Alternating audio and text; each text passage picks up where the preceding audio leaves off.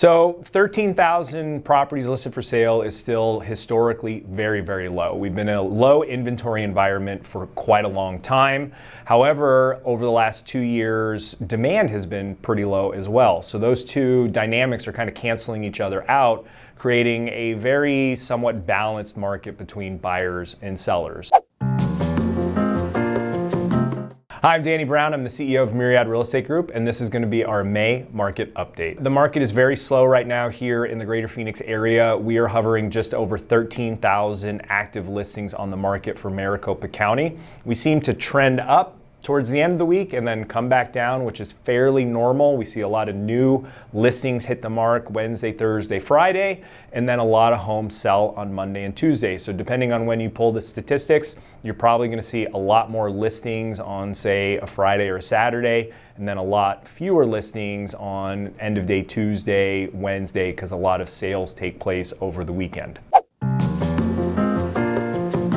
So we have low inventory, we have low buyer demand, making things just very kind of, feel relatively normal in terms of an overall market feeling, but just not a lot of transactions taking place. So what that means for buyers is that if a home's been listed for any period of time, you should absolutely try to be somewhat aggressive and negotiate a deal, right? Negotiate on price, get the seller to contribute towards your closing costs, still help you buy down your mortgage rate to help make your monthly payment more affordable. If I'm having to choose between the two, I much rather pay a slightly higher price for the home, get more in concessions to buy my rate down, because that's going to have a much larger impact on my monthly payment than having a lower price. So I would be a little bit more aggressive on the concession side than on the purchase price side.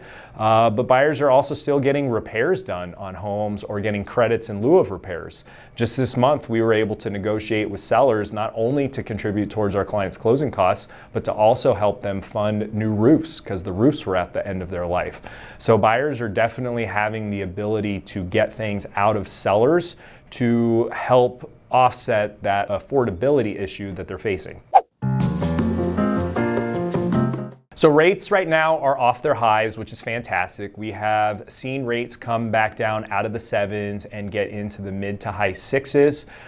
So that is a much more functioning housing market. Whenever we see rates in the 6s, we do see an increase in buyer demand through purchase applications. So more people applying for mortgages. So coming off those highs is really good news. I think that trend will hopefully continue. Some of this might be wishful thinking, but earlier this month, the Fed came out and stated that they were going to start tapering off what's called quantitative tightening. So they have been removing liquidity from the markets to try to help with the inflation issue that we've been having, and they're going to start tapering that off. So they're not going to be cutting rates, they're going to leave those the same, but by just decreasing the amount of quantitative tightening that they've been doing, that's going to increase some of the liquidity in the markets, which will help bring down mortgage rates. So I think that we should see a continuation of mortgage rates receding some.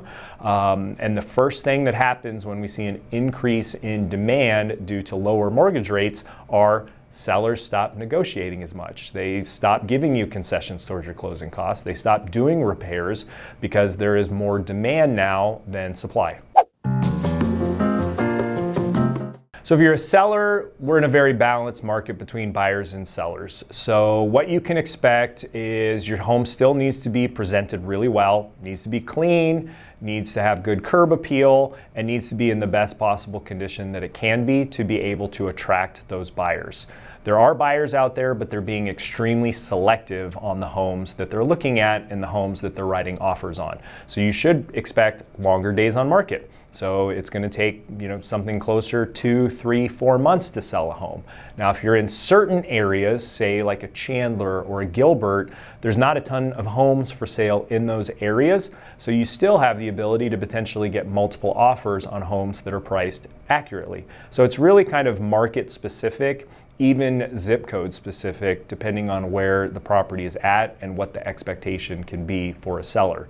Areas like Surprise or Buckeye, those tend to be somewhat buyers markets because there's a lot more homes to choose from in those areas, Plus you have the competition from new construction adding to the mix. And builders have been very good at moving product right now because they're already offering to buy down mortgage rates for the buyers, offering rates in the low 5s or even the high 4s. So in those areas where you're competing against new construction, that adds to that overall supply, making it harder as a traditional seller.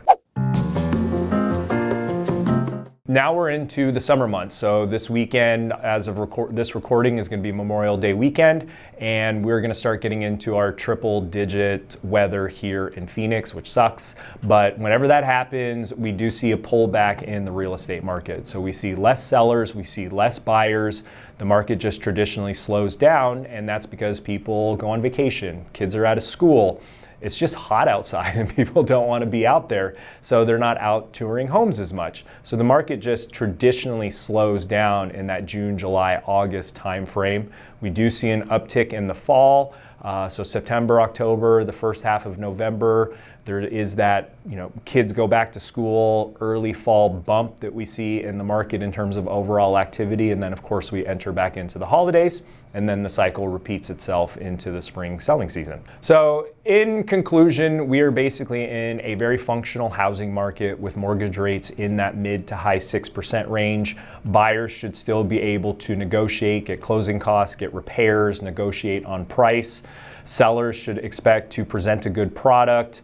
If your home looks good, is in certain areas, you can still get multiple offers and kind of sell in that first few days you're on the market. But in general, expect it to take longer than what we have seen in the past. But we're in what I would consider a relatively functioning housing market now that rates have pulled back from those highs. If you have any questions on the housing market, if there's anything that we can do for you, please leave it in the comments below. Don't forget to give a like and subscribe, and we will see you next month.